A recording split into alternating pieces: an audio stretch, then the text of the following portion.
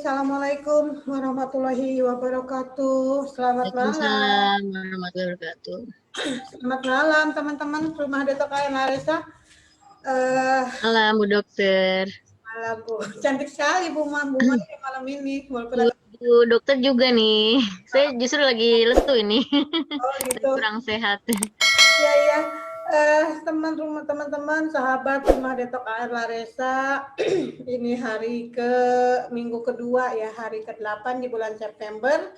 Di hari Selasa dengan rutin, insya Allah kita coba sharing, kita coba bincang-bincang, sharing dan bincang-bincang dengan literasi dan perpustakaan, khususnya perpustakaan Cisarua yang selama ini saya bekerja sama dengan tim perpustakaan Cisarua, Pak Yusmeli dan Teh Putri. Jadi mudah-mudahan dengan perbincangan kita malam ini dan rutin setiap hari Selasa dengan khususnya program dari Rumah Detok Ayah Naresa, mudah-mudahan ini bisa bermanfaat untuk membantu teman-teman sahabat Rumah Detok Ayah Naresa lebih semangat lagi di era pandemi ini, di era yang kata orang susah gitu kan, karena adanya virus corona dan adanya juga secara finansial juga mungkin rada-rada merosot gitu kan, tapi dengan semangat, dengan energi positif dan kebersamaan, mudah-mudahan kedepannya ini semua keadaan menjadi lebih baik lagi. Amin, amin ya rabbal alamin. Karena kalau kita bekerja sendiri juga kan itu kurang optimal. Bayangkan kalau misalnya satu lidi dipatahin itu pasti patah gitu kan. Tapi kalau lidi dipatahin itu tidak. Jadi sapu lidi. Jadi sapu lidi itu kan dipatahin itu kan ada kekuatan untuk tegang gitu kan. Baik, terima kasih dengan kehadiran teman-teman Rumah Detok Ayah Naresa, dan saat ini kita bincang literasi bersama narasumbernya nih sebelah kanan saya sudah tercantumkan Ibu Maulina Ismaya Dewi ya. Dulu beberapa minggu yang lalu kita pernah ketemu ya Bu ya. Iya. Beberapa bulan ya. Lalu ya. Juli kalau nggak salah ya, awal Juli. Ya. Jadi sekarang kita ketemu lagi dan mudah-mudahan. Bedanya dulu pagi-pagi Bu Dokter, baru bangun tidur langsung jreng gitu ya. Kalau sekarang mau bobo nih kayaknya kalau sekarang. Ya, karena pagi-pagi waktu itu juga banyak yang tidak konsen juga. Iya. Tentukan waktu itu pasti semua banyak pertimbangan gitu kan. Jadi ya udahlah, semua sore malam aja saya ganti. Jadi ya semua udah pada istirahat, yang mau masih bermain internet masih tetap internet kan, yang mau tidur mau bobo ya silakan bobo gitu kan. Jadi Bu Maya, saya panggil Bu Maya ya, karena biasanya kan dipanggil Bu Maya ya. Biasanya panggil Bu Maya. Alhamdulillah kita ketemu lagi Bu Maya untuk malam ini, bincang-bincang malam ini tentang literasi. Dan Bu Maya itu kan ketua GPMB ya, GPMB kan, jadi gerakan pemasyarakatan minat baca. Ya, luar biasa. Nah, mangga Bu Maya bisa di-sharingkan seperti apa, walaupun Oke, saya akan memperkenalkan dulu GPMB secara sekilas aja ya. Di sini saya coba share screen ya Bu Dokter ya. Di sini saya coba share screen dulu. Di sini GPMB, Gerakan Pemasyarakatan Minat Baca. Sudah terbaca ya Bu Dokter ya? Sudah tampil ya? Share screen-nya sudah ada ya? Udah. Di sini saya secara singkatnya dipanggil Ibu Maya. Di sini saya juga sedang belajar menulis sebagai penulis ya, sedang belajar. Lahir tahun Oh iya, aduh saya baru lahir ya, ini, belum lahir ini, baru setahun nanti ini. Mungkin biar terlihat lebih muda, jadi saya merahasiakan sajalah sudah ya, biarkan saja 2019 ya, itu soal tulis. Tapi nggak apa-apa, kebetulan yang bagus menurut saya ini. Hobi saya kebetulan menulis, kurang satu membaca juga yang pastinya ya. Pekerjaan saya guru IPS. Nah, di sini saya organisasinya ketua GPMB di tahun masih tahun sekarang masih ya. Lalu pendiri TBM Akasia seperti yang sudah kita bahas terlebih dahulu tentang TBM ini. Lalu pendiri komunitas baca Ku Gemar Baca yang bergerak di TBM Akasia itu sendiri. Lalu ketua, wah ini saat 2015, sekarang sudah tidak, komunitas. Lalu ada di bagian divisi kreativitas FLP Kota Sukabumi tahun 2018. Itu keorganisasiannya ya. Nah, di sini ternyata GPMB itu mempunyai visi misi serta AD dan ART ya, karena di sini merupakan program Perpusnas, Perpustakaan Umum Nasional. Jadi tidak semua, namun gitu ya, bukan jadi, namun tidak semua kota atau wilayah itu memiliki organisasi ini. Karena kita kota Sukabumi terkenal dengan literasinya dan memang Perpustakaan Umum Kota Daerah Sukabumi memang sudah cukup bergerak di bidang literasi ya, dan menjadikan kota Sukabumi sebagai salah satu kota yang maju untuk bidang perpustakaannya, literasi membacanya. Nah, di sini kita organisasi GPMB ini diperkuat dengan SK dari Perpustakaan Umum Daerah Kota Sukabumi yang di atasannya itu yaitu Provinsi Jabar ya, Perpustakaan Umum di Provinsi Jabar. Nah, di sini ada juga undang-undangnya, jadi tidak benar, ini benar-benar yang organisasi di bawah naungan Pusnas. Lalu adapun di setiap kota ataupun kabupaten itu mempunyai program kerja mereka masing-masing. Dan mungkin terjadi kevakuman itu karena adanya salah satunya yang terlihat ya karena COVID-19 dan memang ada beberapa apa namanya yang membuat kita tidak terkoordinir dengan baik karena COVID-19 ini ya. Jadi, tapi tetap dengan adanya kegiatan-kegiatan online seperti ini, tetap masih bisa mengkomunikasikannya dan mensosialisasikannya kepada masyarakat. Nah, di sini saya juga berusaha bikin ini ya, bikin, coba terdengar apa tidak ya Bu Dokter? Kita play dulu. Keren Jadi nih. seperti video singkat. Siapa yang bikin Bu? Keren. Ya.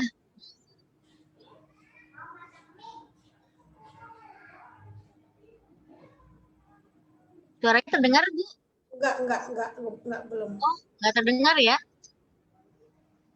Oh, jadi di sini nggak terdengar ya suaranya ya? Di sini ada suaranya terdengar. Baiklah, lanjut aja ya kalau begitu. Tadi ini sebuah ini aja. Jadi literasi itu di karena saya juga bergerak di bidang penulisan FLP dan KPKers. KPKers itu tidak hanya menulis tapi mungkin lebih ke bisa membuat konten YouTube atau blogger gitu. Nanti mungkin suatu saat literasinya kita akan membahas itu ya ke depannya. Nah, di sini sekilas mengenai gerakan pemasyarakatan minat baca, sifatnya yaitu di sini GPMB bersifat sosial kemasyarakatan yang independen dan tidak bersifat politik. Jadi benar-benar berdiri sendiri gitu ya dan tidak ada kaitannya dengan hal-hal politisasi gitu ya. Dan benar-benar pokoknya menggerakkan masyarakat untuk bagaimana membaca itu menjadi semangat gitu ya, memotivasi. Lalu fungsinya berfungsi sebagai wadah kegiatan untuk menggerakkan peningkatan minat baca masyarakat tentunya ya, sesuai dengan singkatannya itu sendiri. Nah, visi GPMB ini nasional ya. Jadi ini bukan kita yang bikin gitu. Jadi sifat, fungsi, visi dan ini memang sudah nasional mengenai organisasi GPMB ini. Visi GPMB adalah terciptanya masyarakat gemar membaca, masyarakat belajar, terus masyarakat berpengetahuan yang cerdas dan berbudaya, berdaya saing tinggi serta bertakwa kepada Tuhan Yang Maha Esa. Jadi sudah tercakup semuanya insya Allah ya, dari mulai apa namanya gemar membacanya itu sendiri gitu ya, terus belajarnya, terus berpengetahuan yang cerdasnya, dan berbudaya. Itu mungkin kalau ditelaah satu kalimat maknanya luas sekali gitu ya. Lalu berdaya saing tinggi, serta berdaya saing tinggi juga sangat luas ya. Serta bertakwa kepada Tuhan Yang Maha Esa. Tentunya ini spiritualitasnya. Nah, di sini ada pun misinya. Misi dari gerakan pemasyarakatan itu yang pertama menyadarkan masyarakat akan pentingnya membaca dan belajar seumur hidup. Jadi long life education ya. Sebagai wahana mencerdaskan kehidupan bangsa. Jadi bagaimana sih membuat masyarakat itu sadar? Ya salah satunya mungkin dengan tadinya ada TBM-TBM atau perpustakaan-perpustakaan kita menggiatkan dengan cara lomba-lomba dan sejenisnya. Dan mungkin salah satunya seperti ini ya. Yang kedua, menyelenggarakan gerakan pemasyarakatan minat baca secara terus-menerus di seluruh lapisan masyarakat. Jadi, alhamdulillah ini kita berkoordinasi dengan Perpustakaan Kelurahan Cisarua yang kepalanya itu Bapak Ismaili. Itu yang sangat, apa ya, sangat continuously ya, maksudnya benar-benar yang terus-menerus selalu, bisa gitu ya, maksudnya, tanpa jeda untuk terus mempromosikan, memotivasi mengenai GPMB ini. Karena Bapak, Ismail itu selaku juga wakil dari GPMB, kebetulan. Yang ketiga, menjalin kerjasama dengan semua pihak, dalam maupun luar negeri, gitu. Baik itu semua pihak ya, termasuk sama Bu Dokter Lea gitu ya, dokter gigi kita. Nah, itu dengan semua pihak, beragam lapisan masyarakat gitu ya. Dalam maupun luar negeri. Nah, kita luar negeri kayaknya harus nyoel juga nih. Ini kan kita masih baru dalam ya. Itu mudah-mudahan berikutnya. Amin. Lalu di sini tentang AD dan ART pun ada undang-undangnya sekilas aja ya. Di sini intinya yang paling penting dalam suatu komunitas itu kan kita waktu pada saat raker ini memperkenalkannya hanya poin-poin dari AD dan ART tertentu saja, tidak secara keseluruhan. Dan yang poin diperkenalkan itu yang bab 1 pasal 15 pengurus daerah GPMB kabupaten atau kota. Di sini mungkin tidak di-share screen SK-nya ya, tapi intinya kita berpedoman pada apa namanya Bapak orang tua kita itu Perpustakaan Umum Kota Daerah Sukabumi untuk di Kota Sukabumi ini. Jadi SK-nya itu dari Perpustakaan Umum Daerah Kota Sukabumi yang diketahui oleh provinsi juga ya. Karena pada saat pelantikan pun ada ininya apa namanya ada dari perwakilan untuk melantik itu dari Perpustakaan Umum Provinsi Jawa Barat. Nah, di sini tugas dan kabupaten kota ya, jadi pengurus pengurus setiap daerah kota dan kabupaten itu berbeda-beda jadinya. Nah, tugas dan kewajibannya itu ada juga tugas dan kewajibannya. Dan yang paling kita ambil itu bab mengenai sumber keuangan organisasi. Karena di sini untuk menunjukkan bahwa kita ada hak kita dalam artian bukan hak apa ada pasal yang membolehkan kita dengan yang pastinya dengan cara-cara yang baik untuk menggiatkan literasi ini diperbolehkan untuk mengorganisir ini gitu ya dengan keuangan kalau memang atas musyawarah bersama. Nah, di sini ada tugas dan kewajiban pengurus daerah GPMB kota atau kabupaten sebagai berikut. Yang pertama, para pengurus ini yang sudah di SK-kan ya, yang sudah di SK-kan ada SK-nya, itu yaitu memimpin organisasi yang pastinya, lalu melaksanakan keputusan Munas, jadi musyawarah nasional. Nanti kita setiap raker dan itu kita melaporkan hasil kita kepada tingkat atasannya gitu ya. Nah, yang ketiga menyusun dan melaksanakan program kerja mengacu pada program kerja pengurus pusat. Jadi kita juga harus melihat program pusat apa sih, terus pengurus daerah provinsi, serta dipertanggungjawabkan pada musyawarah daerah. Nah, kita di daerahnya ya, di kabupaten atau kotanya. Dan yang keempat menyelenggarakan musyawarah daerah serta melaksanakan keputusannya gitu ya. Yang kelima membuat laporan tahunan. Jadi di sini kita sebelum ada COVID-19 sudah berjalan musyawarah itu sudah ada laporan-laporannya, tapi berhubung karena itu setahun yang lalu ya, ingat banget itu Desember ya, kebetulan kita ada raker dan musyawarah untuk tindak lanjut kegiatan evaluasi dan tindak lanjut. Lalu yang keenam melaksanakan koordinasi. Nah, ini sebenarnya harusnya kita berkoordinasi dengan pusat dan di atas kita ya kan Provinsi Jawa Barat ya, kita harus berkoordinasi dengan Provinsi Jawa Barat. Yang ketujuh, melaksanakan pemungutan iuran anggota. Nah, ini yang tadi disangkut pautkan dengan iuran itu, tapi mungkin belum berjalan karena memang kita sedang terhenti karena COVID ini ya, karena kita masih online gitu ya. Yang kedelapan, melaksanakan administrasi keuangan GPMB. Nah, kita sebenarnya kalau sudah ada keuangannya pasti akan berjalan seperti ini, namun kita belum sampai ke tahap itu. Lalu berikutnya di sini ada sumber-sumber keuangannya itu iuran anggota, dukungan pemerintah pusat dan daerah, sumbangan yang tidak mengikat, dan usaha-usaha lain yang sah. Mungkin nanti akan dikembangkan lebih lanjut, tapi belum sampai ke tahap ini. Nah, di sini yang paling pentingnya, konsideran atau undang-undang yang mendasari GPMB. Jadinya, kalau orang bertanya, itu GPMB berdiri atas dasar apa? Atau apakah itu hanya sebuah, apa namanya, komunitas tertentu saja? Ternyata ada undang-undang konsideran yang mendasarinya, yaitu karena ini tahun berapa ya, tahun 2000, intinya 2011 ya, itu sudah ada dari zamannya Pak SBY itu ya. Sesuai tujuan pembukaan Undang-Undang Dasar alinea keempat, yang kita tahu lah pasti ya, mencerdaskan kehidupan bangsa, intinya seperti itu ya.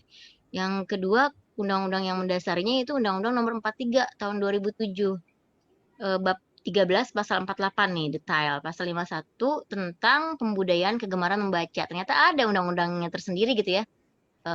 Nah, untuk yang berikutnya yaitu pasal 7 dan 8, pemerintah provinsi, kabupaten kota berkewajiban menggalakkan promosi gemar membaca dan memanfaatkan perpustakaan. Itu di garis bawah ya, berkewajiban. Nah, ini kita sudah diamanahi menjadi pengurus GPMB, itu sebuah amanah besar yang mungkin ya kita jalani dengan rasa sosial yang tinggi gitu ya. Di sini diperkuat PP 38 tahun 2007 tentang perpustakaan, urusan wajib atau daerah gitu. Jadi tentang hal-hal ini sudah ada lah gitu ya di undang-undangnya, dan sebaiknya memang dijalankan berdasarkan undang-undang ini, didasari ini gitu ya. Yang tadi seperti hal yang awal, visinya itu sosial kemasyarakatan, itu kita memang kepengurusan ini harus orang-orang yang terpilih yang memang hatinya tergerak untuk sosial kemasyarakatan gitu. Di sini juga evaluasi dan dampak berdasarkan, ini ketika saya mengadakan evaluasi berusaha formulir ya, berdasarkan data di lapangan mengenai GPMB, dan itu hasilnya mungkin intern ya. Ya, itu mungkin sekilas mengenai apa namanya, gerakan pemasyarakatan minat baca. Nah, di sini kan poinnya pasti poin terbesar pertanyaannya, apakah dengan adanya GPMB sudah ada sebuah kemajuan yang signifikan di Kota Sukabumi gitu ya. Nah, kita juga kan masih bertanya-tanya, adakah di antara kita yang masih enggan gitu ya untuk membaca buku? Saya rasa pasti ada ya di antara kita yang masih malas lah untuk membaca buku, bahkan tidak pernah sama sekali berkunjung ke perpustakaan, saya yakin gitu ya. Dan hal tersebut sebenarnya nggak mengagetkan sih, karena berdasarkan riset ya di sini ya, riset yang dilakukan oleh Perpustakaan Nasional pada tahun 2015 menunjukkan minat baca masyarakat itu masih sekitar 25%-an lah, atau masih rendah di bawah itu ya, kurang lebih 25% itu. Nah, riset tersebut dilakukan pada 28 kota. Di sini ada datanya. Saya buka lagi laptop yang satu. Di sini saya coba baca, riset tersebut dilakukan pada 28 kota atau kabupaten di 12 provinsi dengan 3.360 responden. Bayangkan ya, dalam riset tersebut ada beberapa indikator utama, yakni frekuensi membaca per minggu gitu ya, lama membaca per hari, jumlah halaman dibaca per minggunya berapa, dan alokasi dana untuk belanja buku per tahun itu berapa gitu ya. Jadi berikut ada tampilan hasil dari riset yang dilakukan oleh Perpustakaan Nasional. Nah, dari sisi lama membacanya, kayaknya risetnya itu ternyata hanya 63% tuh membaca 0 sampai 2 jam per hari gitu ya. Jadi ini riset benar-benar dilakukan seperti kita menyebar angket ya, kayak menggunakan Google Form gitu ya, ke orang-orang dewasa atau pelajar di sini. Nah, di sini dari lamanya itu 31% membaca 2 sampai 4 jam. Jadi kayak orang udah nggak betah gitu kalau udah 4 jam lebih gitu ya. Nah, hanya 4% yang membaca 4 sampai 6 jam dari hasil itu ya, dari hasil kuesioner itu, angketnya. Nah, 2% membaca lebih dari 6 jam. Hanya 2%, bayangkan mungkin yang salah satunya Bu Dokter ini kali ya, yang lama membacanya lebih kuat ya. Amin. Kadang kalau kita benar-benar mau meneliti misalnya satu kota, nggak perlu lah satu desa, jangankan satu desa, kelurahan aja lah. Kita angket, kita tanya berapa jam sih sehari membaca gitu. Paling mereka justru kurang dari 1 jam paling ya. Kalau komik itu kan cepet ya, paling yang juga menyenangkan gitu ya bacanya gitu. Nanti juga ada kategori baca yang nyenengin apa baca yang berat nih. Nah, yang kedua dari hasil riset perpustakaan ini tentang membaca. Ini kita temanya literasi membaca ya sekarang. Eh, dari sisi jumlah halaman. Jadi ternyata kan setiap orang beda-beda. Misalkan Bu Dokter baca selama 6 jam nih kuat. Dan Bu Dokter cepet lagi, udah kuat cepet misalnya gitu ya. Wah, sampai halaman 100 saya bisa Bu Maya gitu ya. Nah, sedangkan saya nih misalnya, aduh saya nggak kuat Bu Dokter, saya paling sampai bacanya itu lama kan gitu. Ada ya lomba apa readathon. Apa tuh readathon Bu Maya? Read itu kan membaca. Jadi membaca cepat. Jadi ada itu nanti Pak Histanto ya, kepala sekolah SD. Insya Allah nanti berikutnya beliau akan kita tampilkan nih. Nah itu ada readathon di sekolahan beliau itu membaca cepat kayak maraton gitu ya. Kalau maraton kan lari ya. Jadi ternyata itu memang mempunyai misi tersendiri ya dari dulu orang-orang itu membuat lomba atau membuat pembiasaan seperti itu. Oh ternyata itu pengaruh. Jadi semakin cepat kita membaca dan memahami gitu, eee, cepat baca tapi nggak paham juga sama aja bohong ya, Bu Dokter, ya. Nah, di sini, dari sisi jumlah halaman dibacanya pun ternyata, diteliti nih sama Perpusnas nih, 62% membaca 0 sampai 100 halaman per minggu, 32% membaca 101 sampai 500 halaman gitu ya, 5%-nya membaca 501 sampai 1.500 halaman, berarti berapa novel ya? Berarti kemungkinan 3 novel kalau 1.500, rata-rata Bu, novel itu suaranya beda, Bu. Punten, suaranya rada jauh. rada jauh ya. Iya. Rata-rata 5% yang membacanya 501 sampai 1.500 halaman. Nah, 1% membaca lebih dari 1.000 itu per minggu. 1.500 halaman. Kan kalau novel itu kadang-kadang satu novel itu paling 500 ya maksimal ya. Itu juga novelnya Habibur Rahman El Siragi, saya pernah baca tuh yang Tauhid itu ya. Itu memang tebal sekali itu 500-an halaman. Kayaknya jarang yang 500, rata-rata 200, 2,5 sampai 300 ya yang itu udah termasuk Apalagi sekarang novel-novel sekarang rada-rada tipis rada kan. tipis. Kayaknya itu karena kurang baca, males nulis. Kalau kalau kurang baca pasti nulis susah loh. Itu sebenarnya itu sumbunya dibaca. Kita sebagai penulis juga harus banyak melahap bacaan. Karena apa? Karena bukan apa namanya? Iya, jadi kayak yang apa yang mau kita tulis gitu lah intinya kalau kita nggak ada bacaan gitu ya. Ngarang-ngarang indah gitu tapi kan tidak bermakna ya. Kalau bahasa bahasa lebih kasarnya mah nggak berkualitas kalau kita hanya menulis tapi kurang membaca gitu ya. Nah, pasti terlihat dari isinya, apa yang kita tulis itu, apakah orang ini banyak membaca pasti akan terlihat ya. Kayaknya seperti itu ya. Kayak kita lihatlah Habibur Rahman El Siraji gitu kan ya, pasti beliau bacaannya wow dengan novel yang tebal-tebal itu gitu ya, isinya juga wow gitu ya. Yang ketiga, frekuensi membaca. Frekuensi apa tuh? Jadi frekuensi itu jadi lama ya. Beda ya tadi itu kan lama frekuensi seringnya ya. Jadi maksudnya tuh berapa kalinya gitu di buku yang berbeda kayaknya. Jadi di sini 26% 0 sampai 2 kali per minggu. Jadi 2 novel mungkin ya frekuensi membacanya gitu. Atau 44% 2 sampai 4 kali per minggu, 16% 4 sampai 6 kali dan 14% lebih dari 6 kali per minggu. Jadi semakin orangnya dikit yang cuman baca seminggu itu 6 kali. Jadi ternyata ada yang dirapel kali ya Bu Dokter ya bacanya ya. Jadi mereka cuma baca sekali tapi mereka bener-bener ngabisin 3 novel tuh. Jangan-jangan mungkin hari Senin doang tuh pas puasa gitu ya. Nunggu maghrib. Nah, itu hasil penelitian real dari Perpusnas. Lalu di sini ada lagi penelitiannya itu yang terakhir sedangkan dari alokasi dana untuk belanja buku Kakak Putri tolong jangan berisik dulu Kak. Itu 44% mengalokasikan dana 0 sampai 100.000 per tahun. Per tahun gitu ya. Wow gitu. 29% mengalokasikan dana 101.000 sampai 200.000. 17% mengalokasikan dana 201.000 sampai 500.000 dan 10% yang mengalokasikan dana lebih dari 500.000. Ini padahal setahun loh. Kadang kan kita kalau misalkan minimnya kalau pas hari ulang tahun lah kita atau tanggal biasa sebulan sekali ya mudah-mudahan ya. Jadi kalau dipikir-pikir harusnya setahun itu bisa 12 kali. Biasanya kalau yang udah cinta buku tuh mau bukunya beli yang paling murah sekalipun 20.000 tapi dia pasti setiap bulan nyisihin ya. Kalau yang cinta buku gitu ya. Nah, hasil riset di atas menunjukkan tidak ada perbedaan yang signifikan dengan data UNESCO pada tahun 2012 yang menyebutkan ya tahun 2012 ini indeks Berubah lagi suaranya, berubah-ubah. ini udah ada belum? Di mana UNESCO pada tahun 2012 itu menyebutkan indeks minat baca Indonesia baru mencapai 0,00. Bu, rubah lagi Bu suaranya. Oh, rubah lagi ya. Jauh. Udah. Nah, di sini artinya dari 1.000 penduduk hanya ada 1 warga yang tertarik untuk membaca. Dengan berkaca pada hasil riset tersebut, maka tuh Perpustakaan Nasional berupaya untuk mengangkat minat baca masyarakat dengan membentuk GPMB gitu. Jadi ada asal muasalnya gitu ya. Kenapa sih Perpusnas membentuk GPMB? Nah, ini diawali dengan riset ini gitu ya.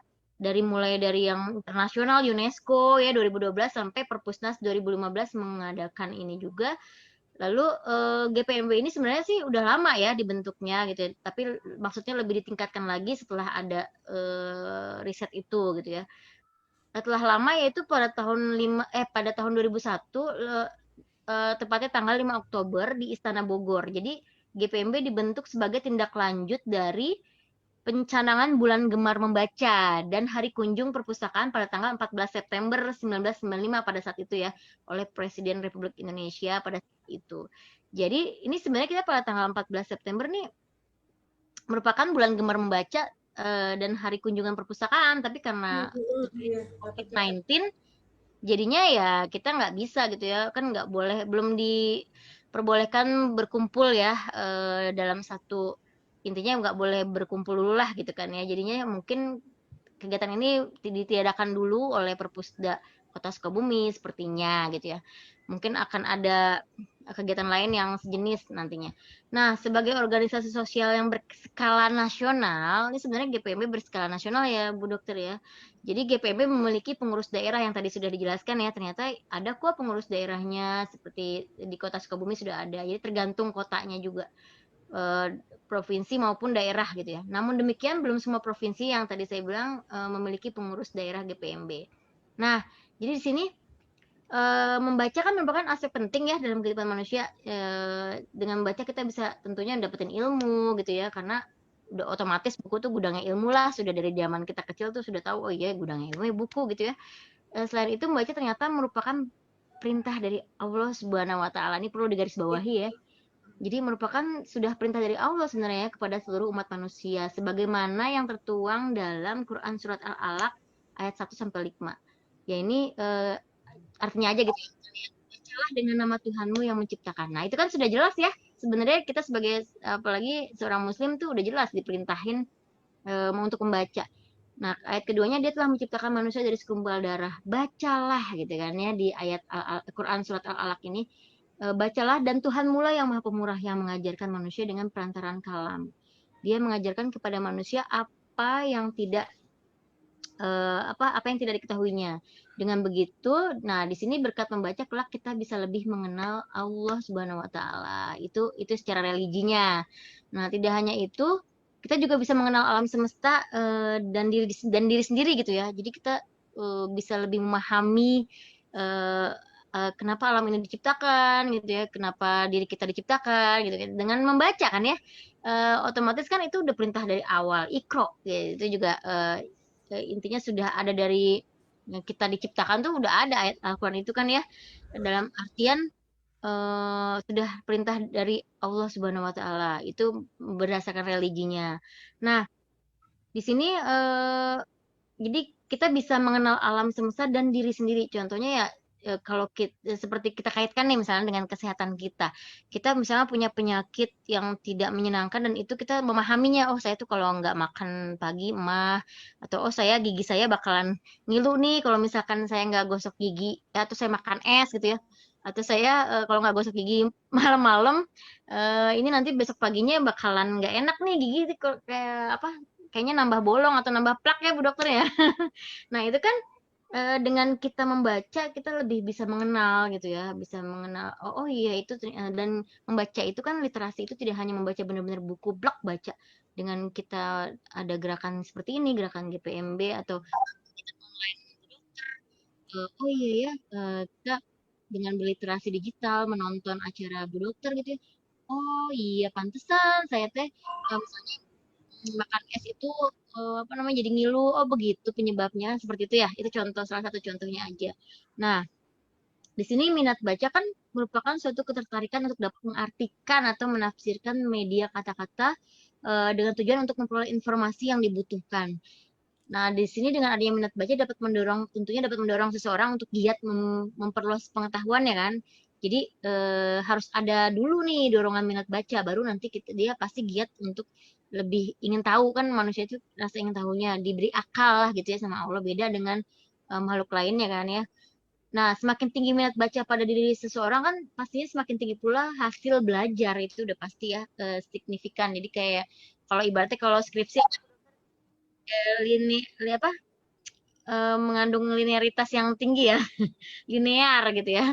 Pokoknya linear nih hasilnya gitu ya. Semakin tinggi minat baca, maka semakin tinggi hasil belajarnya. Jadi ya pengetahuannya juga semakin tinggi, kecuali bacanya ngasal ya. Atau bacanya komik. Tapi jangan salah, komik pun kalau mengandung hikmah ya. Karena saya juga bikin komik, tapi komik pendidikan gitu ya. Dibuat sedemikian rupa biar siswa tertarik gitu ya membaca. Nah, yang pastinya yang penting tuh nanti semakin tinggi hasil belajar sehingga diharapkan dapat mencapai tujuan belajar yang optimal gitu ya, maksimal gitu kan. Jadi dibuat sedemikian rupa gimana ya caranya tertarik? Saya juga membuat nih komik pendidikan. Mungkin di episode berikutnya nanti akan saya bedah gitu cara buatnya gimana Bu Maya. Mungkin akan tutorialnya langsung di sini dan itu benar-benar real terjadi saya di sekolahan dan itu pun diikutkan lomba yang kemarin itu Bu Dokter. Jadi diikutkan best practice itu mengenai komik pendidikan ini. Dia direview gitu. Jadi sangat berkaitan dengan literasi karena kebetulan saya kepala perpustakaan sekolah dan saya punya TBM juga. Jadi saya senang banget gitu ya kalau hal-hal yang gimana sih dan kebetulan kan ketua GPMB ya. Gimana ya anak mau membaca apalagi saya guru IPS. Notabene IPS kan tahu Bu Dokter bosenin kan ya. Makanya Bu Dokter milihnya IPA kan dulu kan, makanya mau jadi dokter. Senangnya pasti ngitung-ngitung gitu ya fisika, yang ngejelimet. Nah, kalau yang IPS, anak IPS itu kan ngebaca. Kita lihat ya saya untungnya ngajar masih SMP ya. Kalau anak-anak SMA kan itu udah ada IPA, ada IPS ya. Kalau Bu Dokter kan otaknya otak IPA nih. Saya otak IPS gitu ya. Jadi mungkin agak lebih cerewet gitu ya IPS. Nah, disitulah kita kadang sadar IPS tuh ngebosenin gitu ya. Kayak nggak ada stresnya acan gitu ya. Nah, kita buat sedemikian rupa supaya nggak ngebosenin gimana ya? Akhirnya saya buat komik pendidikan itu. Jadi ini tergantung materinya juga dan bisa diterapkan juga sih di apa di pelajaran lain gitu ya selain IPS itu. Nah, tapi yang lebih cocok IPS, apalagi pelajaran sejarahnya gitu ya. Kita bikin ini contoh aja gitu ya. Gimana sih minat baca guru untuk ke murid? Kalau saya seperti itu, saya pakai sebuah aplikasi di mana kebetulan saya ikut pelatihannya. Dan itu sudah saya jalankan setahun yang lalu ya. Dan akhirnya saya buat best practice-nya, bikin secara ilmiahnya dan dilombakan alhamdulillah masuk final nih. Sekarang lagi mudah-mudahan bisa berhasil menang ya, amin. Mewakili Jawa Barat. Di sana itu kita menggunakan yang lebih menarik lagi, kan kalau misalkan baca komik biasa mah biasa nih gitu ya, senang karena jalan ceritanya aja. Tapi kalau saya melibatkan murid dari tokoh-tokohnya itu. Jadi ceritanya saya membuat sebuah materi pranata sosial untuk keluarga ya, di mana tokoh-tokohnya itu murid-murid kita. Jadi pada saat itu eh, saya ingin melibatkan murid itu dan mereka merasa memiliki. Jadi oh kita masuk komik loh, kita ada loh di media. Jadi intinya ada nilai-nilai feel-feel perasaan tertentu yang membuat anak itu happy untuk mengetahui lebih dalam dan membacanya gitu. Mungkin itu salah satu trik apa minat baca yang dilakukan seorang guru bagaimana ya apalagi saya guru IPS gitu ya yang notabene kayaknya udah bukan rahasia umum lagi gitu ya, itu udah bosen pelajaran IPS gitu ya. Terus tinggal dibaca juga ngebosenin gitu ya, didengar juga apaan sih gitu ya. Kadang-kadang kan seperti kita buat metode pembelajaran, salah satu contohnya aja gitu ya. Nah, di sini tapi tenang dulu, kita minat baca seseorang selamanya tidak akan berjalan mulus, pasti kan kita tahu. Jadi kita nggak perlu yang kecewa gitu ya, kan nggak semua orang sama suka baca gitu kan, nggak perlu dipaksa-paksa. Nah, di sini ternyata banyak faktor yang mempengaruhinya gitu ya. Apalagi pada saat sekarang ini orang lebih suka menikmati audio visual nih kayak kita nih. Ini udah keren nih kita online gini Bu Dokter. Jadi sekarang mereka sudah lebih senang yang kayak baca-baca visual lah gitu ya, komik, yang makanya saya membuat komik. Nah, Bu Dokter mungkin dengan cara apa namanya ini apa namanya podcast ya, itu juga orang tertarik gimana sih podcast? Karena orang mikirnya ke Deddy Kombuzer loh. Kalau saya ini gitu ya, saya bilang ke teman podcast, oh yang kayak Deddy Kombuzer, jadi kayak mereka tertarik, mau lihat gitu.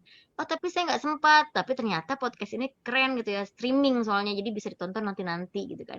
Jadi oh nggak apa-apa nggak sempet saat ini, karena banyak teman yang tadi saya kabarin Kan bisa lihat di YouTube Mbak, Bu Maya. itu juga ada Langsung ya, kalau di dikirim di YouTube ya. Facebook doang, aduh gitu. Nah, ternyata Bu Dokter di sini ternyata emang audiovisual sekarang sudah mulai mewabah ya, nggak dipandang terus didengar gitu senangnya gitu, nggak yang di buku, hanya nggak ada suaranya gitu ya, terus cuman di kertas gitu ya. Pokoknya ketimbang membaca lebih suka yang audiovisual gitu ya menurut penelitiannya. Di sini orang lebih suka duduk berjam-jam ya menghabiskan waktu di depan televisi atau ngobrol ngalor ngidul. Ini kita ngobrol gitu ya sebenarnya ya, ngalor ngidul ya. Tanpa menghasilkan kesimpulan apapun, jadi mereka lebih suka. Suaranya Bu, Oh, suaranya ya? ada ketarikan. Oke. Ya, jadi ternyata bila diteliti apalagi zaman COVID-19 ini mereka lebih suka menghabiskan waktu di depan seperti apa YouTube gitu ya, TV gitu ya, atau ngobrol ngalor ngidur gitu. Jadi kayaknya susah sekali menemukan orang yang membaca buku karena makin stres kayaknya kalau di COVID-19. Udah stres suasana COVID-19 baca harus baca buku misalnya itu kayaknya pengen nyekek gurunya kali ya kalau nyuruh baca. Itu di hiperbola gitu ya. Nah, di sini ternyata nih ada nih upayanya Bu Dokter yang dapat meningkatkan minat baca gitu ya. Dari yang sudah saya baca nih ternyata yang pertama mungkin saya nggak pakai slide lagi ya. Ya, Kita itukan saja ya. ya boleh. Stop share aja ya. Ternyata apa namanya? Yang pertama yaitu mengalokasikan waktu khusus untuk membaca gitu ya. Jadi upaya untuk meningkatkan minat baca ini kita harus tahu waktu kita untuk membaca itu cocoknya kapan. Nah, itu orang beda-beda. Kayak orang yang nggak bisa tidur, misalkan penyakit insomnia, dia pasti milihnya malam tentunya ya. Terus kalau orang yang justru kalau malam saya nggak bisa, nggak konsen, saya maunya bobo gitu ya. Itu ya udah dia cocoknya kapan asar. Tapi menurut penelitian Bu Dokter katanya mah kalau yang jadi kita punya alokasi waktu masing-masing. Yang terbaik itu saat sehabis sholat tahajud sampai menanti sholat subuh ya. Itu penelitian ya mujarab. Nah katanya pun mandi seperti itu sebelum sholat subuh itu sehat, menyehatkan ya Bu Dokter ya. Mandi air dingin tapi Bu Dokter ya. Nah, apa namanya, dan abis asar pun katanya seperti itu. Jadi penelitian menguatkan otak dari yang saya baca itu, jadi setelah asar, sebelum tidur, jadi hafalannya diperkuat gitu ya, murojaahnya misalnya kalau ngafalin juz 30 misalnya. Atau setelah tahajud menanti subuh, itu 3 poin. Jadi yang pertama upayanya kita beritahu ke murid gitu, ke teman-teman ya cari momen 3 poin itu, pilih yang mana. Atau misalkan saya mah beneran nggak bisa nih bangun pagi gitu ya, udah syukur sholat subuh misalnya gitu ya. Ya udah pilih yang misalnya sebelum tidur, apalagi capek, abis asar, itu ada 3 pilihan ya. Atau saya mah justru seneng bangun karena saya insomnia, tidur cuman kayak tidur ayam, bangun lagi itu malah saya bingung kalau nggak ada kegiatan, kan ada yang kayak gitu ya. Itu dipilih. Yang kedua, maaf ini untuk yang tadi GPMB aja ya, share screen-nya yang untuk ini kita jelaskan secara ini aja ya Bu Dokter ya. Yang kedua, membeli buku setiap minggu. Nah, terus kalau nggak punya duit gimana? Nah, itulah fungsinya perpustakaan gitu ya. Nah, ini poin yang terpentingnya. Kan tadi kan menimbulkan minat baca apa upayanya minat baca itu yang pertama mengalokasikan waktu, kita pilih gitu ya. Yang udah benar-benar serius kita harus milih. Yang kedua membeli buku setiap minggu kayaknya kalau memang tidak bisa gitu ya, ya kita ke perpus itu solusinya. Yang ketiga memanfaatkan waktu menunggu. Kalau di Jepang ya, kalau saya tahu itu yang saya tahu gitu ya, itu misalkan di halte nih Bu dokternya dari cerita teman yang memang di Jepang gitu ya. Dia itu melihat suasana membaca misalkan koran nih. Kalau orang Indonesia kan kalau ada koran ditaruh di situ langsung diambil bawa pulang udah ya.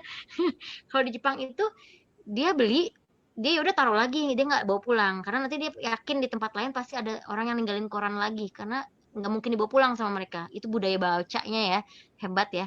Jadi pada saat dia di halte nunggu, terus ada bis nih, yaudah dia taruh taruh di halte itu lagi, dia naik bis, nanti orang yang duduk di halte itu ya udah tinggal membaca gitu ya. Mungkin tapi kalau zaman COVID-19 malah ngeri ya. Itu dulu gitu. Ini mudah-mudahan nantinya kalau udah nggak COVID, insya Allah seperti itu Indonesia bisa gitu ya. Nah, itu penularan virus yang ini sebenarnya kalau di zaman COVID. Tapi itu bagus untuk budaya baca itu memang sudah terdisiplinkan sekali gitu ya di luar-luar negeri gitu ya terutama di Jepang yang saya dapat cerita dari teman saya gitu ya yang pernah di sana. Nah itu dosen saya pun pernah bercerita juga gitu ya di Australia dimanapun itu memang disiplinnya dan mereka nggak yang tapi Indonesia sudah mulai insya Allah di kota Sukabumi sudah mulai memahami adanya pojok literasi kayak misalnya aduh saya lupa namanya eh pokoknya ada taman di Masjid Agung itu ya aduh Ini lupa namanya ya eh, intinya ada pojok-pojok baca ada taman baca seperti itu di mana di situ yang awalnya saya tahu dari cerita-cerita teman-teman saya yang literasi bergerak di bidang itu ya Mas Sugeng teh apa Kang Sugeng ya itu yang literasi di Masjid Agung itu jadi intinya saya benar-benar lupa Masya Allah intinya namanya apa itu nah itu intinya kolecer nah, jadi literasi itu ya di taman-taman nah di situ awal muasalnya dari dapat cerita dari beliau-beliau ini nih yang bergerak di sana diambil bukunya gitu ya nggak balik-balik gitu ya hilang lama-lama akhirnya dengan pembiasaan dan mensosialisasikan jangan begitu gitu ya pokoknya dikasih pemahaman yang baik tapi juga jangan marah ya nanti kabur nggak mau baca lagi nah itu sudah mulai dikembalikan malah sudah mulai ada yang mau menyumbang gitu ya wah itu keren banget itu mulai seperti tapi mungkin belum sampai taraf seperti yang di Jepang itu ya contoh yang kita beli koran taruh kita mah jarang beli koran ya bawa pulang gitu baca di rumah gitu ya karena yakin nggak ada orang yang mau ninggalin koran lain gitu kalau di sana ada gitu ya nah terus tadi ketiga kan memanfaatkan waktu menunggu ya yang keempat memiliki list buku populer atau rekomendasi jadinya kita punya listnya lah rekomen dari mana gitu misalnya kita sebagai guru oh ini bagus nih buku tentang HOTS oh iya kita harus punya gitu ya jadi nanti diniatkan oh nanti akan beli yang ini atau yang pecinta novel juga kita jangan jangan langsung berpikir oh yang suka baca novel ilmu pengetahuannya kurang daripada yang baca buku berat gitu ya enggak juga kadang justru makna-makna kehidupan gitu ya kita lebih bisa tersentuh gitu ya lewat novel atau mungkin cerita-cerita cerpen seperti itu ya. Jadi kita jangan juga menjudge langsung ah yang bacanya novel, cerpen itu pengetahuannya ece-ece dibandingin yang bacanya berat-berat enggak juga gitu ya. Malah mungkin makna kehidupan sehari-hari itu ditemukan pada bacaan-bacaan ringan yang bisa justru kena ke hati gitulah intinya. Ya, contoh halnya misalkan tentang novel pembangun jiwa kan itu ya sering ya Habibur Rahman atau Asma Nadia gitu kan dalamnya ada pembelajaran kehidupan yang bisa kita pelajari oh dan seperti ini ada juga ya kejadian di sana oh kita berarti harus mawas diri bla bla bla lah seperti itu jadi kita bisa ngambil hikmah dari novel itu Eh, dan yang berikutnya tadi kan memiliki list buku populer terus belajar effective reading tadi effective reading itu gimana kita yang bisa memahami diri kita yang bisa lebih memahaminya jadi menurut kita membaca yang efektif sama lah kayak yang tidur efektif gitu ya Bu Dokter ya. Ada tidur yang berkualitas, ada tidur yang gak jelas gitu kayak tidur ayam ya kalau bahasanya. Jadi tidur bangun pusing gitu, liur. Ada juga tidur yang cuma misalkan dia saking lelahnya tidur dulu ah gitu plek gitu lagi jam istirahat atau lagi berkendara misalnya dia lagi naik kereta cuma 15 menit tapi terbangun tiba-tiba tapi kayak yang puas tidur yang tadi gitu kan ya. Ya mungkin sama halnya dengan belajar effective reading gitu oh dia lebih paham gitu. Oh saya dengan membaca effective reading ini di saat saya lagi sedang sehat atau di saat yang tadi saya bilang itu ya, momen-momen waktu tertentu itu gitu. Lalu apalagi sih yang bisa menimbulkan minat baca? Jadi di sini ditulis juga membaca saat istirahat atau sebelum tidur. Yang tadi saya sebutkan juga ya, saat istirahat mungkin di jam-jam yang tadi waktu senggang berkaitan juga dengan memanfaatkan waktu menunggu itu ya. Lalu sebelum tidur itu ada penelitiannya, mungkin nanti saya akan share untuk berikutnya ada momen lagi kita bertemu, nanti akan saya share, kisah-kisah lah gitu ya. Nah di sini ada sebelum tidur itu memang ada penelitiannya, nanti saya akan kumpulkan karena saya senang membuat penelitian misalkan PTK, kan kalau guru suka membuat itu ya, best practice. Jadi saya lebih suka hal-hal yang memang sudah diteliti. Jadi ada data, fakta. Oh iya ini jadi tidak hanya asal berbicara, "Oh kata ini, kata itu," enggak ya, meskipun itu memang sepertinya orang sudah dengar, sudah oke itu betul gitu, tapi tetap nanti akan saya sajikan, oh datanya itu menurut seperti yang tadi di awal gitu, oh penelitian menurut UNESCO, penelitian menurut Perpustakaan Nasional, itu kita harus ada datanya. Nah, itu harus dibudayakan, jangan sampai, oh katanya katanya seperti itu ya. Nah di sini berikutnya yaitu membaca tadi kan udah ya membaca saat istirahat atau sebelum tidur, lalu membuat target membaca yang kayak tadi adalah sudah ya itu seperti kita membaca Quran nih ada komunitasnya ya Bu Dokter ya, one day one juice. Coba kita bikin one week one novel, one week one novel and book. Jadi jadi pokoknya kita bikin target, membaca untuk kita sendiri gitu ya, jangan sampai kita nggak punya target, hidup aja punya target ya, oke saya pengen ikut kegiatan ini, saya pengen dapet, misalnya, sebuah apa ya, kepercayaan dari konsumen dan konsumen saya menambah misalnya seperti itu kan, saya bisa lebih banyak sodako, jadi dengan cara saya menambah banyak konsumen kan kan pasti pikirannya ada target itu wajib ya kita manusia yang punya akal dan kita, juga apa, diperintahkan Allah. Kalau kalau saya punya prinsip kayak gini, entah itu ada yang, pro dan kontra ya di luar itu ya Bu Dokter, kita, orang Islam wajib kaya. Maksudnya kaya dalam artian cari yang, halal ya. Kenapa? Karena segala sesuatu butuh uang, nggak munafik dan kita pun ingin menyumbang mau sedekah butuh duit ya. Kita pengen berbagi, bersosial gitu kita butuh uang. Kita ingin juga beribadah yang, sempurna, mau menyempurnakan dengan haji, naik haji atau yang mungkin memerlukan butuh biaya kan butuh uang gitu kan ya, kita nggak memungkiri dan nggak munafik yang itu kita butuh target gitu ya. Itu sangat manusiawi dan sangat wajar dan, Rasulullah pun pernah berkata ya, ya kita harus kaya gitu ya, kaya untuk orang lain itu, lebih bagus lagi karena beliau seorang nabi ya, karena beliau pun pribadi yang sederhana, tapi untuk orang lain dia, berpikiran harus kaya, apa, untuk berbagi gitu. Jadi, eee, jangan salah Nabi itu kaya gitu. Mungkin ada kisah-kisah tertentu yang menunjukkan beliau itu tidak kaya atau apa, tidak ya. Jadi itu mah pribadinya, memang pribadinya sederhana. Nah, yang berikutnya tadi target pembaca, seperti kita halnya manusia punya target hidup, punya target, pengen, apa, menjadi muslimah yang, apa namanya, berkualitas. Berkualitas dalam arti kita bisa bermanfaat untuk orang lain, kita bisa berbagi untuk orang lain, kita butuh nggak munafik, butuh dana. Target, oke saya mau, jualan online nih misalnya, harus target sekian karena saya ingin berbagi dengan si A, si B gitu yang membutuhkan misalnya. Nah itu kan target. Sama membaca juga. Oh, saya target saya itu harus, paham isi buku tentang HOTS ini. Nanti saya aplikasikan dan saya akan membuat soal-soal HOTS untuk murid saya. Itu kan ada targetnya ya. Jadi saya, berguna nih membaca. Jadi kan bisa mengukir diri kita sendiri. Kalau saya tuh pribadi gini, Eee jangankan untuk membaca, berkompetisi. Jadi itu, kita bisa mengukur dengan diri sendiri ya. Kalau saya pun dari zaman dulu ya misalkan saya nggak pernah berkompetisi dengan orang lain. Maksudnya apa? Kita wajib berkompetisi. Kita harus mempunyai jiwa kompetisi. Tapi kalau saya lebih ke diri saya sendiri. Misalnya saya berkompetisi dengan diri saya sendiri. Saya misalkan pertama nilai dapat 7, aduh nangis-nangis darah, padahal saya udah jungkir balik belajar gitu ya. Kenapa fisika saya dapat 7 gitu ya, yang lain bisa dapat 8 gitu ya, dapat 7,5 ngenes gitu ya, teman sebangku dapat 8. Nah saya, bukan ngelihat teman sayanya, jadi saya nggak berpikir, "Wah saya harus ngalahin teman saya besok, ulangan di atas teman saya." Enggak, itu enggak sama sekali. Tapi kalau saya aduh saya dapat 7, minimal nanti saya berikutnya naik lebih baik. Mau dia nanti masih di bawah teman saya atau masih alhamdulillah syukur-syukur di atas teman saya itu tersendiri ya, apa namanya, bonus tersendiri. Tapi yang saya fokus, gimana caranya saya meningkatkan nilai 7 saya menjadi 8 untuk ulangan berikutnya. Jadi, mungkin saya lebih berkompetisinya seperti itu. Jadi ke diri sendiri, jadi ningkatin kualitas diri sendiri dengan target kita, yaitu namanya membuat target ya.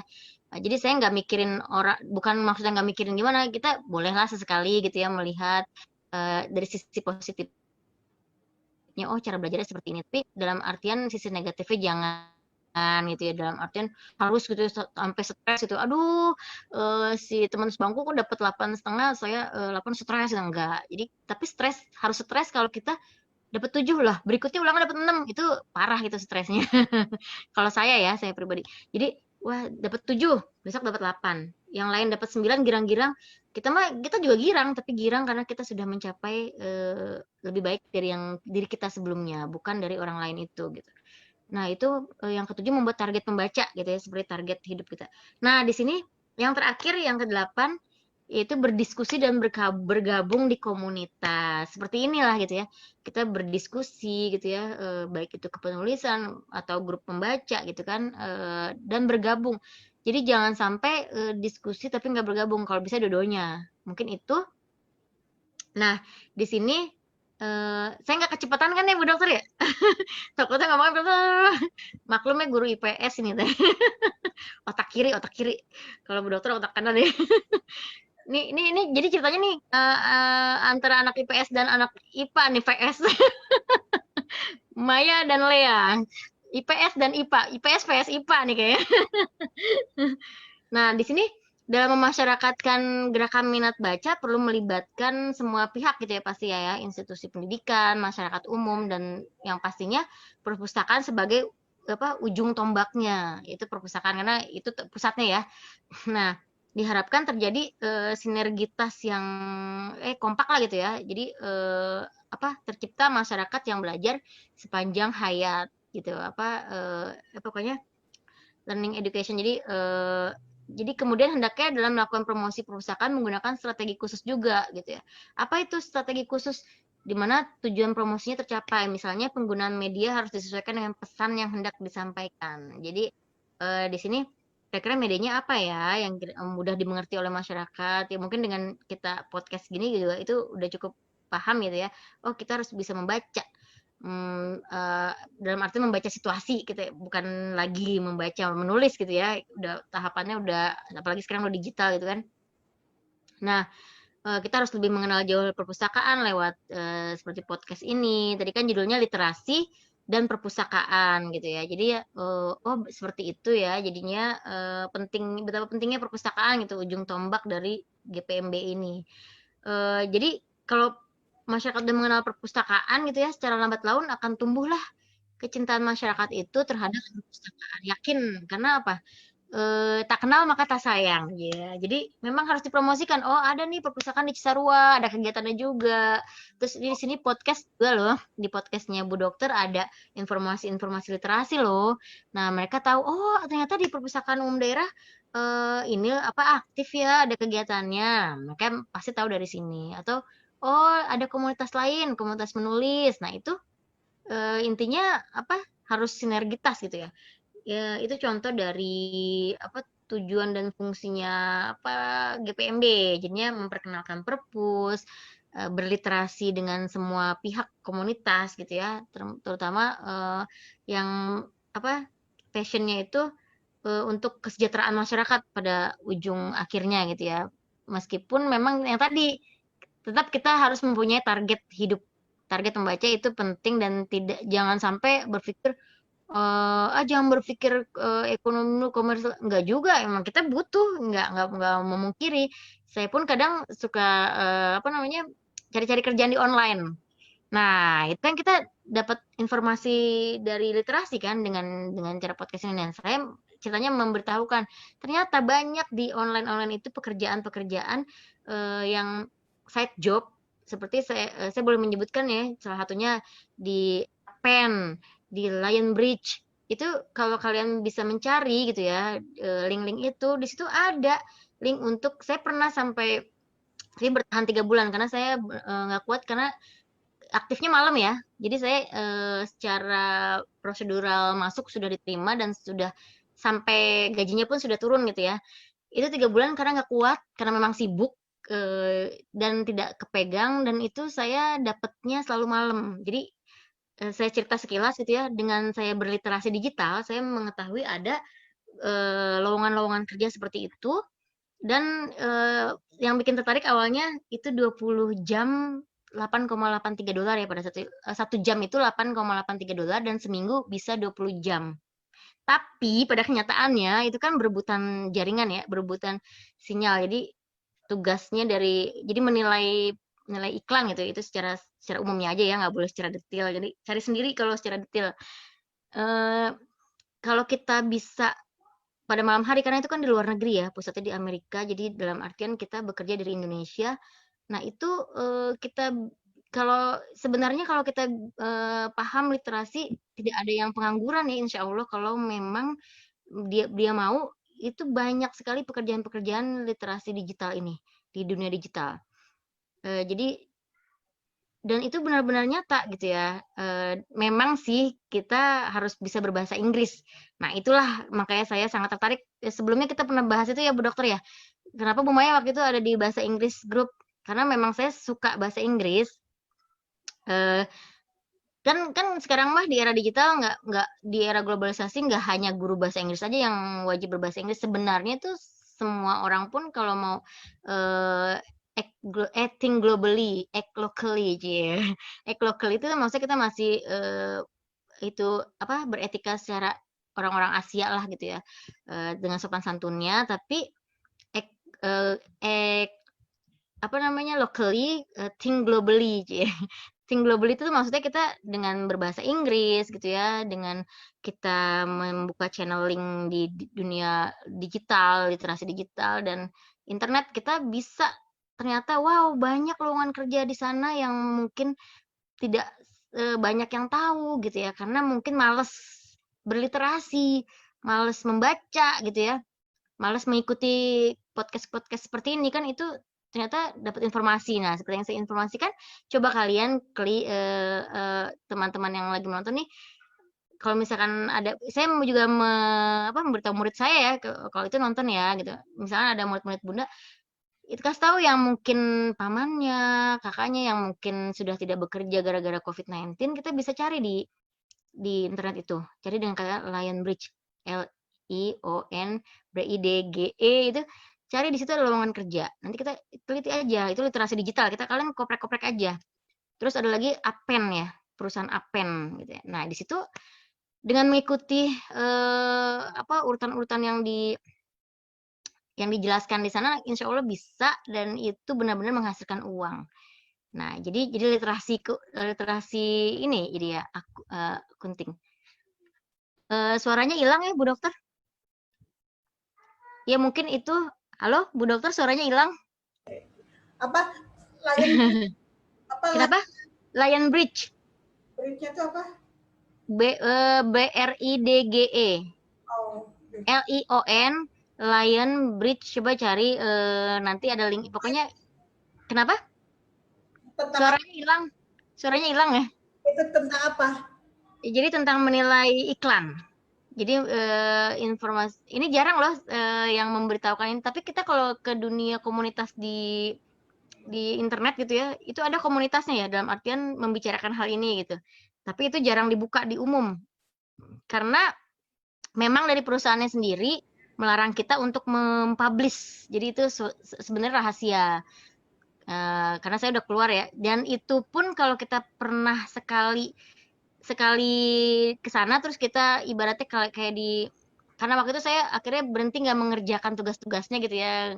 Ya udah akhirnya itu disiplin gitu ya. Jadi di out gitu ya, langsung hak gitu ya, keluar, itu nggak bisa masuk lagi. Apa? Jadi Akopen atau lagi apa? satunya lagi Appen.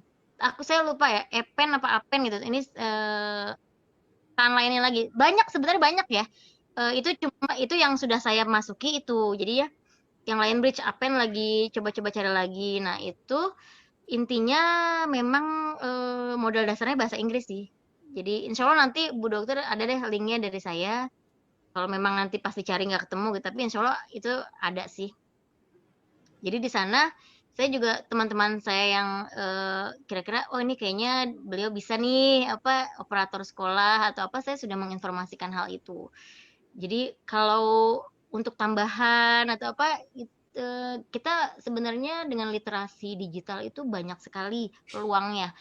Terlebih lagi sebenarnya banyak juga ya lowongan-lowongan lain misalkan kayak menjual jasa apa, bikin-bikin poster gitu-gitu itu kaos gitu ya, itu ada yang sudah sampai ratusan juta ya, tapi itu saya nggak ngerti tuh.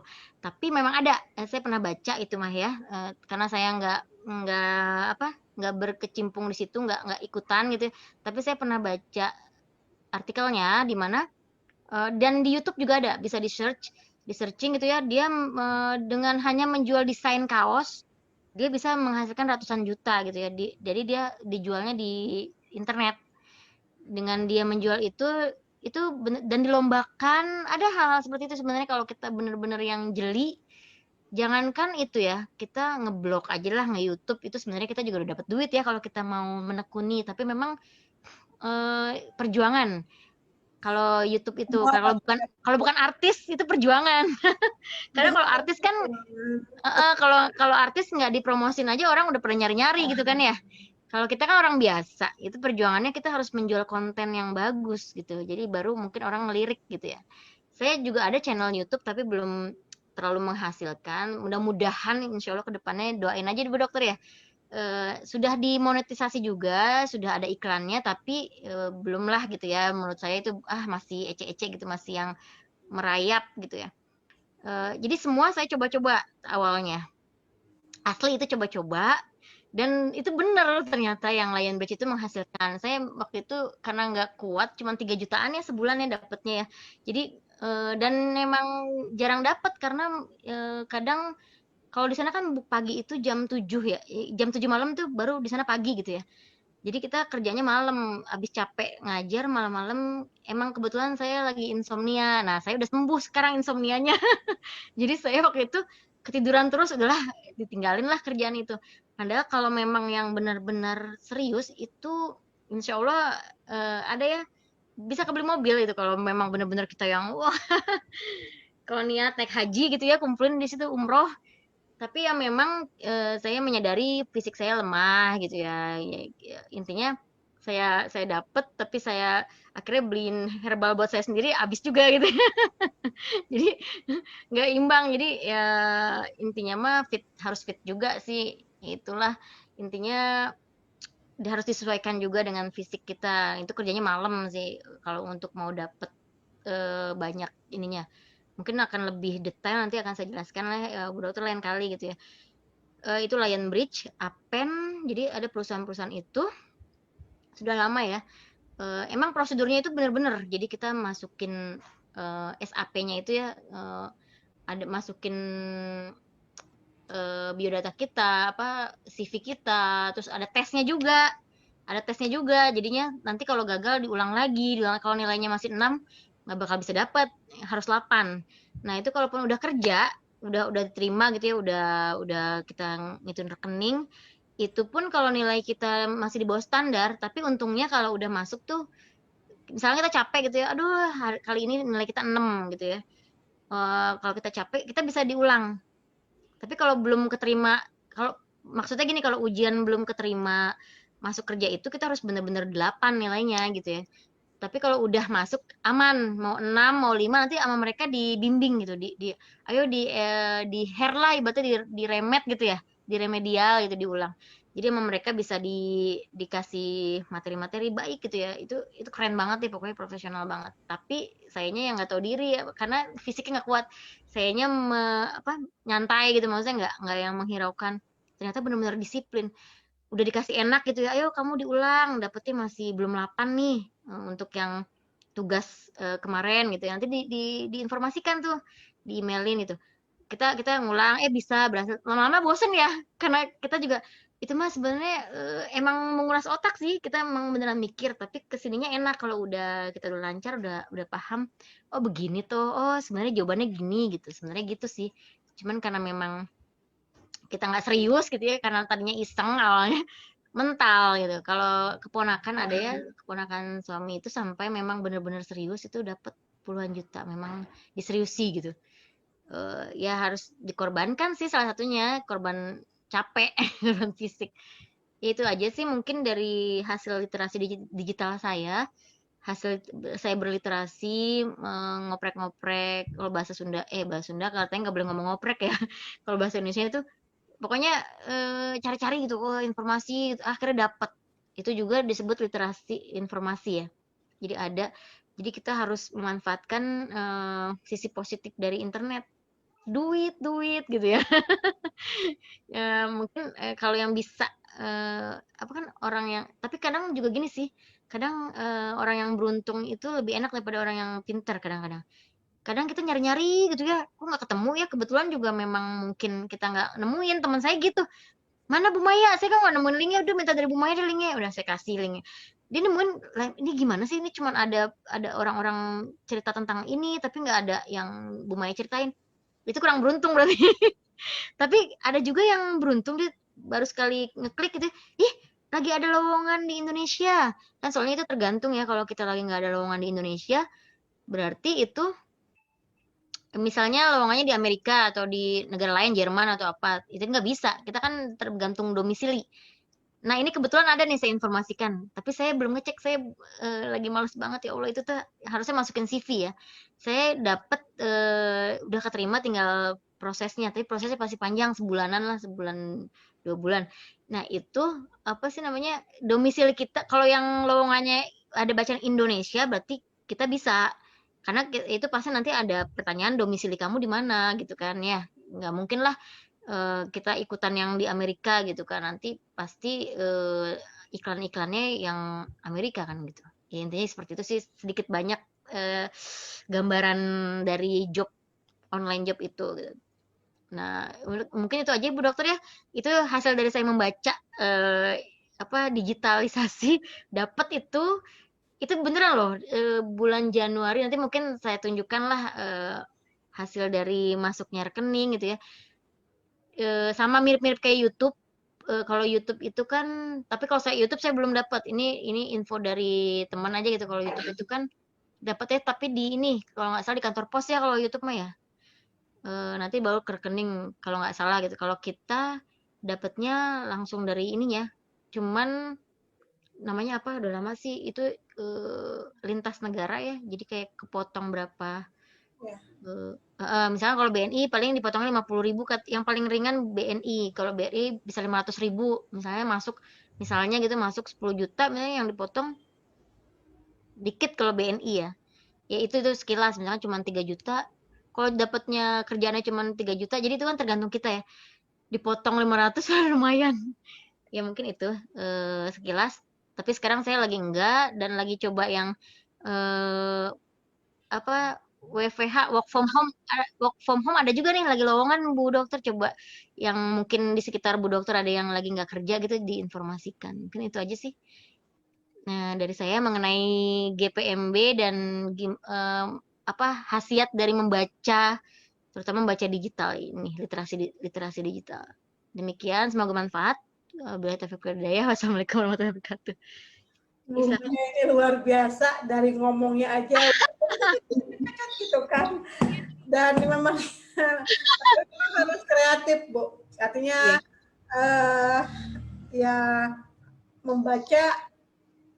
Saya ngecas dulu nih, ngecas Ya, ngecas handphone dulu sebentar. Ini kok ketarik kayaknya kabelnya ya. Sebentar aja. Sebentar. Kabelnya ketarik kayaknya ini jadi nggak kecas. Sebentar ya Bu Dokter. Ya Bu Dokter silakan sambil ngomong nggak apa-apa. Ini ngituin kabel dulu.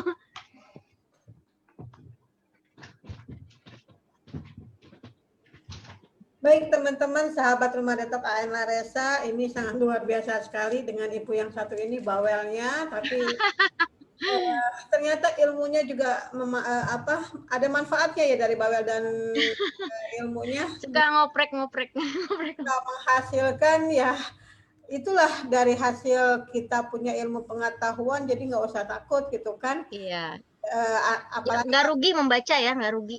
apalagi kita punya semangat juang. Jadi dalam keadaan kepepet, nah saya juga punya pengalaman dengan kepepet begini. Jadi bisa ya, beneran loh. Kan akibat dari ngulik ya, artinya Iya. Itu benar-benar Bu Dokter.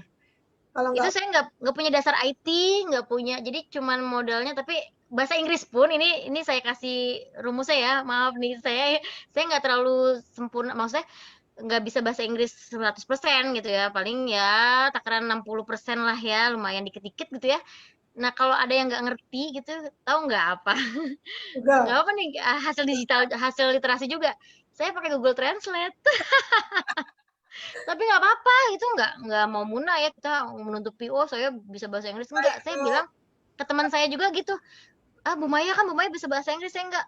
"Pak, saya juga sebenarnya nggak bisa 100% gitu ya, paling 60-70 lah ya gitu ya, ngerti, paham, tapi nggak ngomongnya nggak ya kalau dikit-dikit." banyak seret, aduh Kadang-kadang kan arti bahasa Inggris juga ada yang belum kita pahami semua kosakatanya ya. Jadi kayak takutnya bermakna ganda, takut salah nafsirin. Jadi saya mendingan translate Google Translate, nggak mau munafik gitu. Nah, itu mempercepat gitu kerjaan kita juga. Soalnya saya sering itu salahnya nilai saya jelek itu kan itu pekerjaan itu dinilai ya lucu. Jadinya kayak kayak anak kuliahan gitu. Tapi dapat duit enaknya. Nah, itu banyak peluang di sebenarnya iya. Jadi saya salah tafsir Bu Dokter. Ternyata eee, mungkin karena saya so jago gitu ya, ngerti nih artinya ini, ternyata maknanya beda. Akhirnya saya berikutnya pakai Google Translate. Jadi, oh artinya itu ya Allah beda banget dari penafsiran saya. Jadi nggak mau muna lah pokoknya udah pakai Google Translate, mau ngerti nggak ngerti, meskipun kita ngerti nih misalnya bener artinya itu, tapi, udah afdol afdol aja kalau, "Oh iya bener," nggak pede gitu. tapi pemahamannya kadang-kadang beda gitu kan. Iya bener, jadi kita, oh butuh, Google Translate, kita jangan sombong untuk tidak mau berterus terang gitu ya, untuk membagi ilmu gitu. Kayaknya itu sih rahasianya Google Translate, Ya itulah English. Maya. Jadi manfaat untuk kita belajar dan mau baca dan mau akhirnya kan mau dengan kondisi kepepet berkreatif lah gitu Iya, kan. ubek-ubek deh, apalagi yang seneng seneng itu Bu Dokter, seneng apa nih, yang desain Bu Dokter siapa nih? Yang belakangnya itu tuh bisa tuh dijual gitu, desain-desain apa itu, emang dibeli. Iya, Memang dibeli sama orang luar gitu ya. Kita tapi ada channelnya sih, coba cari searching gitu. ya memang harus ngulik.